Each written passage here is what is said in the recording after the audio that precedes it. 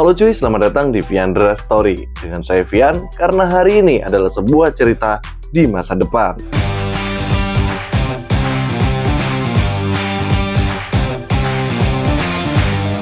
Di video kali ini kita akan membahas tentang sejarah Rohingya nih cuy. Siapa yang di sini kesel kalau denger Rohingya? Baru-baru ini memang ramai banget nih diperbincangkan tentang pengungsi Rohingya yang banyak sekali masuk ke Indonesia. Tapi mungkin masih banyak juga yang belum tahu sebenarnya Rohingya ini siapa, mereka dari mana, dan bagaimana ceritanya kok bisa mereka mengungsi ke Indonesia. Sebenarnya etnis Rohingya itu banyak sekali yang mereka tinggalnya di Myanmar sebagai penduduk yang minoritas beragama Muslim. Bertempat tinggal di daerah Myanmar, lebih tepatnya di daerah Arakan, yaitu di sisi sebelah barat Laut Myanmar, perbatasan dengan Bangladesh, dan sekarang dikenal sebagai Rakhine atau Rakhine. Etnis Rohingya itu diperkirakan merupakan keturunan campuran Arab, Moor, Turki, Persia, Mogul, dan Pathan, serta Bengali lokal dan juga Rakhine. Suku ini dianggap cukup meresahkan, terlebih lagi saat Perang Dunia II, yaitu pada tahun 1939 hingga 1945. Karena suku Rohingya itu justru menjadi tentara bayaran dari negara Inggris selama negara Inggris menjajah Myanmar. Jadi bisa dibilang Rohingya ini mengkhianati Myanmar. Sebelumnya memang Inggris ini menguasai Burma setelah adanya perang pada tahun 1823. Di bawah kekuasaan Inggris, suku Rohingya ini bertahan dengan bahasa dan juga budayanya mereka sendiri. Kenapa kok bisa Rohingya? Karena memang Inggris lebih memilih mereka. Hal ini salah satunya adalah karena adanya sentimen kolonial Buddha yang mereka merasa tidak didukung dan merasa terancam. Tidak hanya itu, negara Inggris juga menjanjikan pembentukan negara Muslim untuk para etnis Rohingya. Akhirnya, Inggris bersama Rohingya, mereka bersekutu melawan Jepang yang saat itu juga bersekutu dengan Rakhine.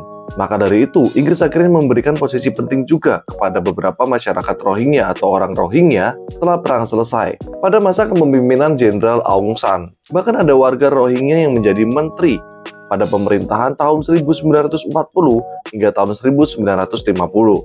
Namun pada tahun 1962, semuanya berakhir setelah Jenderal Ne Win mengkudeta dan menjadi presiden di Myanmar. Sistem pemerintahan Myanmar berubah menjadi lebih otoriter. Konflik mulai sering muncul, terlebih lagi adalah konflik antar etnis dimulai pada tahun 1991 hingga sekarang. Sebenarnya banyak faktor yang memicu terjadinya konflik sampai sekarang ini, mulai dari kasus pemerkosaan, diskriminasi terhadap warga minoritas, dan masalah entitas etnis. Yang pertama adalah status yang berbeda. Perlakuan diskriminatif sering terjadi kepada etnis Rohingya. Salah satunya adalah karena Rohingya sendiri itu masih dianggap imigran ilegal oleh pemerintahan Myanmar.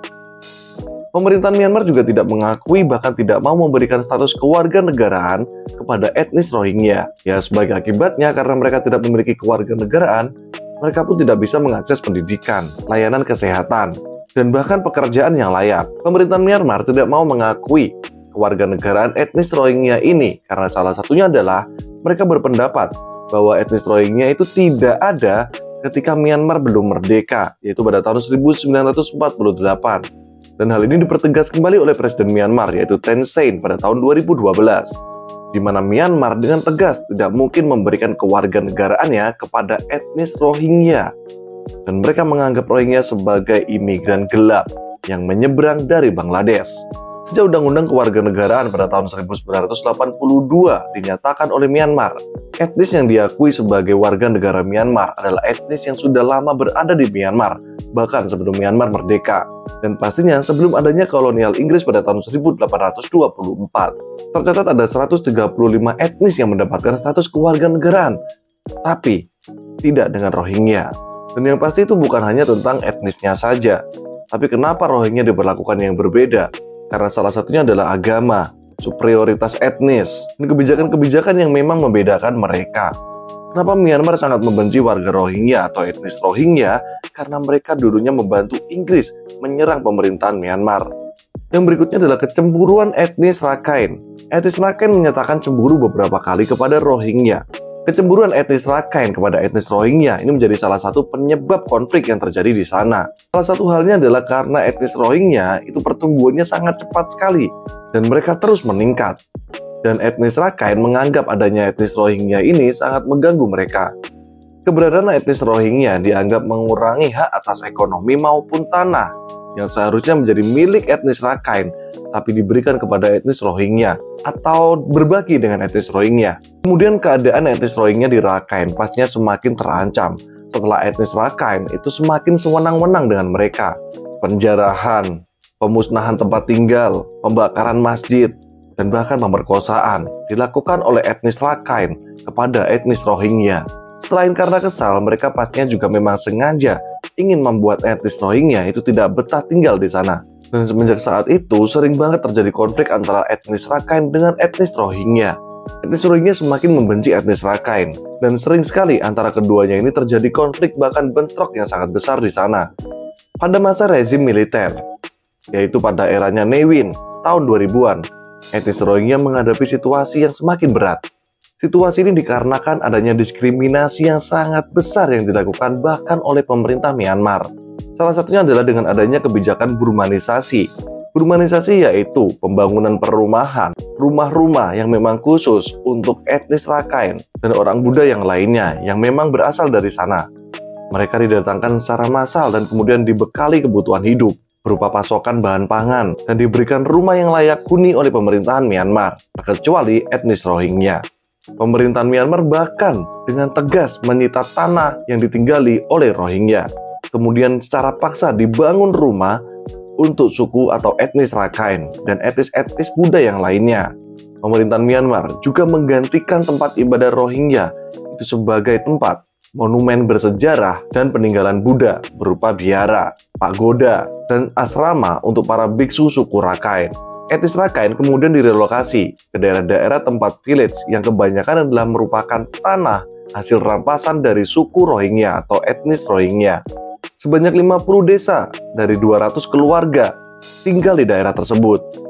Sementara itu, etnis Rohingya yang kehilangan tanah mereka menjadi tunawisma tanpa mata pencarian. Diberitakan oleh media internasional, konflik yang terjadi antara etnis Rakhine dan juga etnis Rohingya itu belum diketahui banyak oleh dunia luar. Hingga akhirnya, berita tersebut mulai mencuat pada tahun 2012, di mana pemberitaan internasional mulai memberitakan adanya fakta-fakta tentang konflik yang terjadi dengan suku Rohingya. Hal tersebut malah membuat suku Rakhine atau etnis Rakhine ini marah, sehingga konflik terus-terusan terjadi antar keduanya. Sehingga konflik ini mulai memuncak kembali pada bulan Juli 2012, di mana ada pembakaran besar-besaran yang dilakukan oleh etnis Rakhine kepada rumah-rumah penduduk etnis Rohingya. Bahkan dikabarkan, tentara dan juga polisi Myanmar itu turut memprovokasi dan juga ikut terlibat dalam penyerangan terhadap Rohingya. Banyak pihak yang mengecam kondisi tersebut atau konflik tersebut, terlebih lagi saat itu Myanmar itu masih dalam proses demokrasi. Jelas, salah satu pihak yang paling mengecam adalah PBB atau Perserikatan Bangsa-Bangsa. Namun mereka tidak berani menyalahkan Myanmar sebagai penyebab konflik tersebut. Dan lembaga lain seperti HAM, Hak Asasi Manusia, mereka juga menilai bahwa Myanmar melakukan diskriminasi kepada etnis Rohingya. Sampai akhirnya mulai ada suku Rohingya yang keluar dari Myanmar. Mereka mengungsi ke beberapa negara, salah satunya adalah negara Indonesia. Perlu diketahui bahwa sebenarnya Rohingya mengungsi ke Indonesia itu bukan hanya saat ini saja, tapi dari beberapa tahun sebelumnya. Bahkan sudah ada etnis Rohingya yang mendapatkan tempat tinggal rumah susun di Sidoarjo. Ada juga yang sudah menikah di Indonesia. Lalu kenapa kok sekarang Indonesia seperti menolak suku Rohingya? Karena sebelumnya Indonesia sudah sangat welcome.